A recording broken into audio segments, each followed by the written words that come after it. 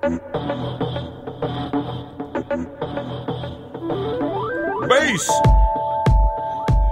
The Tony Scott Internet Show is on. What's going on, man?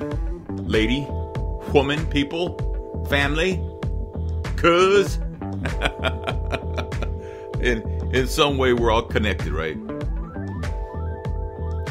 Yeah, man. Where to start? Well, I don't know. I saw the headlines this morning. A 21-year-old is accused of pulling a gun on an 11-year-old and robbing him at gunpoint. The 11-year-old walked to a parked car about 1 in the morning to get a cell phone charger. When a 21-year-old came up to him, pointed a revolver at his head, and demanded he drop his belongings. The boy dropped his cell phone, car keys, ran inside. Police were called. The description of the vehicle was broadcast to police. They found the car within minutes. Officers chased the vehicle until the car hit a utility pole. And then the young man, the 21-year-old, fled on foot. They used footprints in the snow to find him in an abandoned building. They took him into custody. He's charged with robbery, armed criminal action, stealing a motor vehicle, resisting arrest, and assault on a law enforcement officer. He's in a lot of trouble. But okay, can we not allow 11-year-olds to go out to the car at 1 o'clock in the morning? Can we all agree to that? Okay, why is an 11-year-old even up at 1 in the morning on a school night? Why is that? Well, Tony, you're not being realistic. No, a parent is not being realistic. It is your responsibility to make sure our kids get enough sleep for the next day of school. No matter the circumstance, there's no reason why an 11-year-old should be going out to get a car charger out the car at 1 in the morning. Come on, man. Stop that. Stop it. I wanted to say, I'm not criticizing. Yeah, I am criticizing, damn it. Because you know what? Don't do that. Well, he just went out. I didn't know he went out. Well,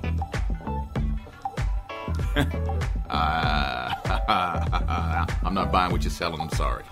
I'm just sorry. I just think somebody needs to do a better job right there, man. You don't know these 11-year-olds. Quit giving me excuses and do your damn job as a parent. That's all I'm saying. That is all I'm saying. Stop it. For the love of everything, just stop it. All right? What about this man? He did almost 40 years in prison for something that he didn't do. It was 1975 when Ricky Jackson was 18 years old.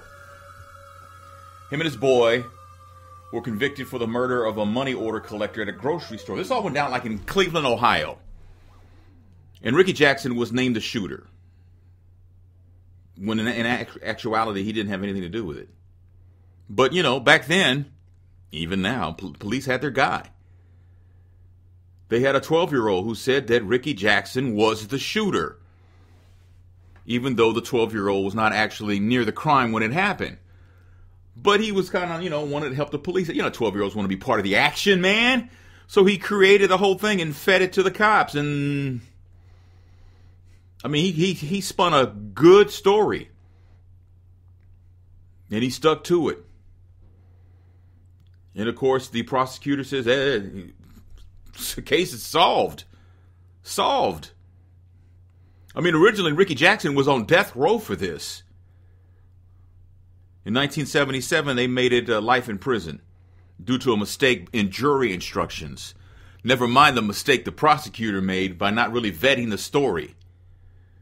Because if you're telling me that a prosecutor vetted a story from a 12-year-old and didn't find holes in it, then that prosecutor isn't worth his weight.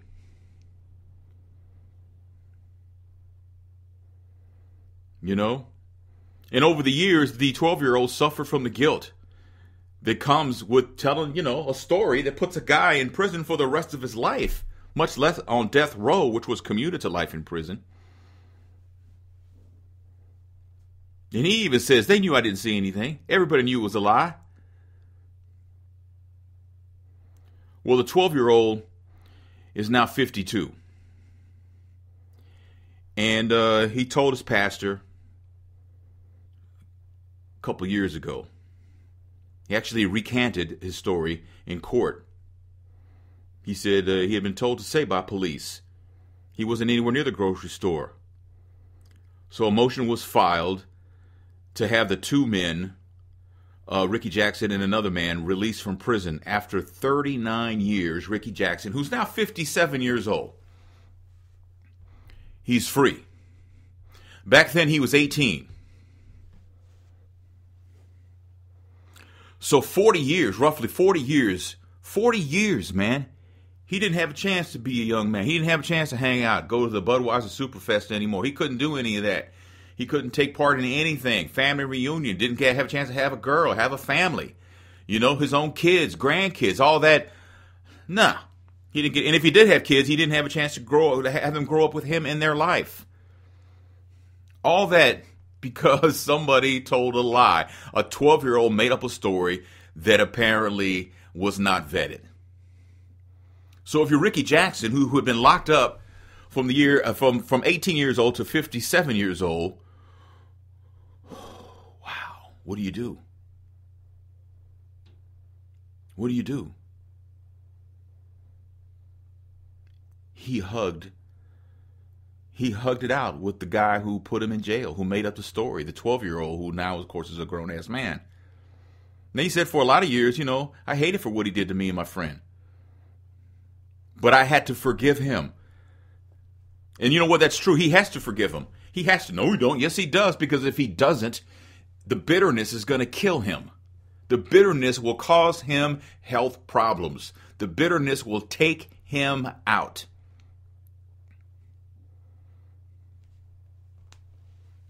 I mean, think about that. Somebody told a lie, and you know it's a lie, and nobody will believe you, so you got locked up for 40 years. Finally, you're out. You're going to hold on to that? You're going to hold on to that 40 years of why did this happen to me? You got to let it go. I mean, you really do. I mean, if you think about it, it's either that or you're going to die before you're 65, and you're 57 now. I believe that. I think he had to let it go. Did anybody watch Empire on Fox last night? Anybody see that? Apparently the ratings were very good. It beat American Idol, and it beat Modern Family over on ABC. They had higher ratings than American Idol. Actually, American Idol was the lead-in. But, you know, they had almost 10 million viewers. That's a lot of people watching the show. I didn't really care for it.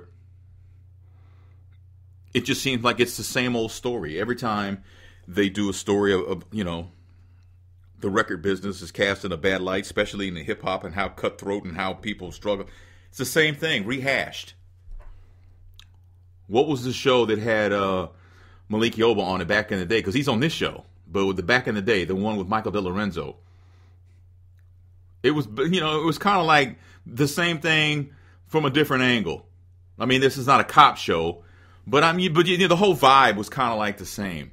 Now, the part where, you know, when Terrence Howard's character's, his little boy at the house came out of the bedroom dressed, you know, in his mama's shoes and a scarf on his head and all that, and Terrence Howard's character is so homophobic that he picked up the boy and took him outside and put him in the garbage can. Was, man, now I will say that was a hell of a scene right there. Hell of a scene. That was strong. I mean, Terrence Howard, if he's nothing else, he's a great actor. I mean, he really is. You know, I thought Taraji P. Henson was over the top a little bit, you know. But, you know, will I watch it again? Yeah, probably. Probably just to see. I mean, it can't really deviate from that premise, because if it does, it'll crash and burn. But, you know, I don't know. It just, I didn't really care for it that much. Bill Cosby got a standing ovation in Canada. He's doing comedy shows in Canada. There were protesters outside, but inside he got a standing ovation. And of course, the media was out there asking the, you know, people outside, people coming in and stuff, what they thought. One man says, I'm skeptical of all the accusations. I always loved Cosby, good family humor. Why are 20 women coming out now when it's 20, 30 years ago? Which is what a lot of people are saying. Felicia Rashad spoke to that recently. Don't know if you heard that or not. What has happened is a legacy has been attacked A legacy is being erased. But what about her "forget these women" comment? And that is not what I said. What I said is this is not about the women. This is about something else. This is about the obliteration of legacy. That's what I said. You can watch the entire 7-minute piece on ABC.com. Really good piece too. They talked to her for a while, and what she said was very interesting. Of course, she says, "I never said forget these women," and the person who interviewed her says, "I stand by what I reported. I could have put a punctuation somewhere to make it, because what she said isn't what she meant. Even the reporter says that, so I should have punctuated it better." In other words, he should have framed it better. He should have framed it as it was and not leave people dangling on forget. Because he's claiming she did say that, and she's saying that's not what I said. So we'll see. But apparently he agrees with her. I don't think anybody's going to hold that against her other than people who are out for blood for Bill Cosby. So Dionne Warwick gets the chance to see the Whitney Houston movie directed by Angela Bassett before it comes to TV. Actually, she already saw it. Angela Bassett mentioned that she did reach out to Dionne Warwick, try to get feedback. Because, Sissy spoke out against it back in the summer. And Angela says, I've spoken to Dionne. I was able to show it to her because I want Miss Sissy to see it. This is their heart, so we don't play with folks' hearts. I was able to show Dionne, and it went very well. She appreciated it, so now she can go and report to their auntie that we honored her. So we'll see. That movie's going to be on Lifetime on January 17th at 7 o'clock Central Time. So will you watch it? That's just not, I don't know. I'm peculiar. And Deborah Cox, by the way, because they couldn't get a clearance to use Whitney's music, so they had to use Deborah Cox to record Whitney's songs for the movie. I Will Always Love You, I'm Every Woman, and a few more. So the movie basically is on the relationship between Whitney Houston and Bobby Brown. And you talk about being unfair, as we found out after Whitney passed. That it basically, because it was always said that Bobby is the one who got Whitney on drugs, and after Whitney passed, we found out that really wasn't the case at all. And if anything, it may have been the other way around. Maybe, I don't know. But it doesn't seem like the way all the information that came out afterwards is that she was doing drugs before she met Bobby Brown. Yeah, she was smoking weed and doing some things, but I mean, And then they just put it on Bobby Brown. And Bobby just kept it and just took it. He just took the bullet for her. Yes, blame me for Whitney's drug problem. He never really said anything. To my knowledge, did he ever say anything? I don't know, man. I don't know. Stephen A. Smith from ESPN's First Take had some very nice words about Stuart Scott. Stuart Scott from ESPN, who passed away last Sunday after a long battle with cancer. And if you missed what Stephen A. Smith said, here's a little bit of that. Stuart's message has always been to the bitter end. It was always be the very best of yourself that you can be. Don't try to be anybody else. Don't try to lie to the viewers or anybody else. Be who you are. Be as real as you can possibly be. Work your tail off. Push forward and constantly strive for excellence. And that was what he was, not just as a professional, but as a father, as a man, as a brother. Stephen A. Smith, you can watch the video of that. Go to ESPN.com for the rest. It's another nice piece, tribute to Stuart Scott, who, man, I mean, there's not going to be another Stuart Scott. It's one and out, man. I mean, God bless him, may he rest in peace. But that dude right there, by all accounts, was a great man. Great man. You're not going to see this on 60 Minutes, but apparently one of their reporters, Steve Croft, is apparently caught up in a cheating scandal. In the way some of the blogs have it, he loves him some chocolate cake. But apparently, he's married, and he had a string of hotel hookups with some sexy black New York City lawyer. And the reports say that he had Viagra, freaky text messages, and the black woman, the lawyer, is also married.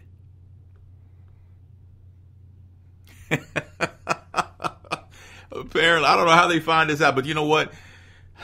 It's a small world. Technology, social media has made the world very small. But apparently, Steve Croft is being alleged that he stepped out on his wife with a married lawyer. He's been with CBS for like 26 years. He's won a Peabody Award like 5 times. So he's a legend. He's been with CBS 31 years. And they say he's worth about $20 million. That's a lot of money. But apparently Steve Croft, that's just, I don't know, man. There's a lot on the line there, dude. What are you thinking of? What are you thinking of, man? And while we're talking about married and all that stuff, Ludacris, I told you yesterday, got married. He married Eudoxie, his longtime girlfriend. Apparently, he proposed and married her on the same day. I mean, they got married like on the spot. There were some friends and family members to celebrate what went on. She's a beautiful young lady, and I hope that they're very happy. It's just, that's it. Like I said yesterday on the show, that, man, that's a tough gig, man, being married to someone who is as high profile as Ludacris is. You know, it's tough. There's a lot of temptation thrown his way. I hope he's up for the task. But apparently she knows she's not a stupid woman. But apparently Luda's mom picked out the wedding dress because it was kind of like an all of a sudden kind of thing. And apparently Eudoxie had no objections to the dress. It was all gravy, baby. It was all gravy. So congratulations to Luda and Eudoxie, who are husband and wife. All right, where are we at here? In Pennsylvania. Can we go to West Reading, Pennsylvania? Reginald Hardy is 38. He's a dad. Apparently, he assaulted his daughter's boyfriend and chopped off his locks.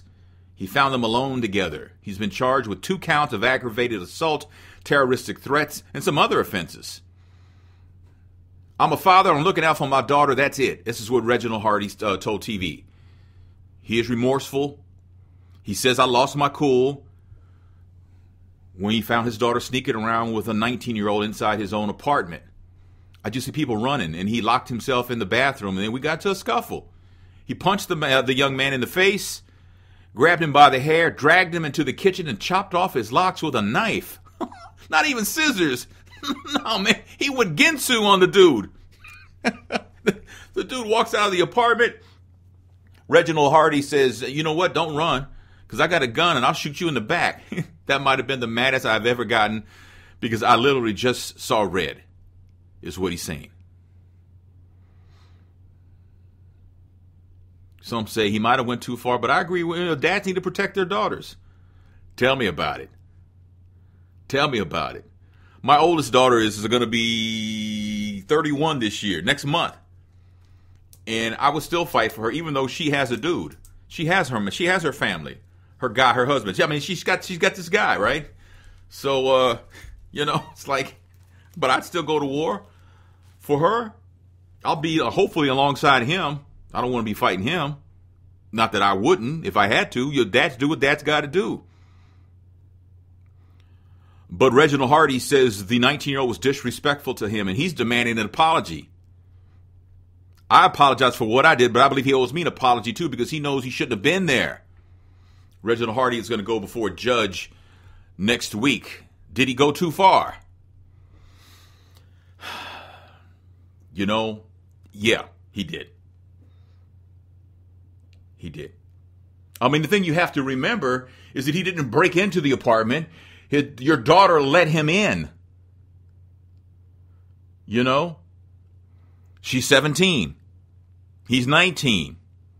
There's a problem there. It's only 2 years, but that's between 17 and 19, when a girl gets to be like 17 and she's interested in a guy, he's got to be 17. He might be able to get away with turning 18 in 6 months, but if he's like older than that, he's too old, because that's right on that. See, we think of our daughters as babies, and we know dudes at 18, we know what their agenda is, right? This is how I'm telling you how fathers think. Can't tell you how moms think. I'm not a mom. You know? I mean, disrespectful how?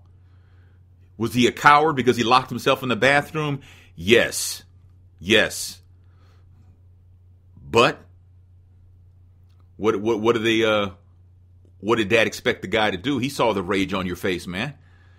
You know, he knew he was going to lose that battle, so he just looked out for himself and locked himself in the bathroom. You got him out the bathroom, you dragged him to the kitchen, and you pulled out a knife, and you shanked his dreads. Wow, that's some strong stuff. Did he go too far? Yes, he did. He did. He absolutely did. Do I blame him? No, I don't blame him for that. Do I want to see him convicted? No, not really. Just a good talking to. Good talking to, telling the man, I understand, a father has to look out for his daughter, but man, come on, man. That is crazy. No, man, come on, dude. You can't do that, man. Wink, wink. No, man, you're wrong. Wink, wink. Don't ever do that again. Wink, wink. I'm just saying. That's not the move to make, father. Wink, wink. I wonder if they're going to break up over this. The 19-year-old and the daughter who's 17. Do they break up over this? Will they laugh about it at their what's it called, the engagement dinner? The dinner before the wedding? I don't know if they're getting mad. I'm just saying, down the road. Are they going to all laugh about this? I hope so. But, these kids, these kooky kids. But I think the point that, again, I said this a minute ago, the point that should not be forgotten is she let him in. She knew him. She let him in. And then another thing to consider, too, is, was the boy, did he have his clothes on? Did he have his clothes on? Because if he was naked or in his drawers, yeah, yeah, do what you got to do, man. Yeah. Am I wrong for saying that? Oh, absolutely. Because you don't put your hands on people. You just don't. You don't.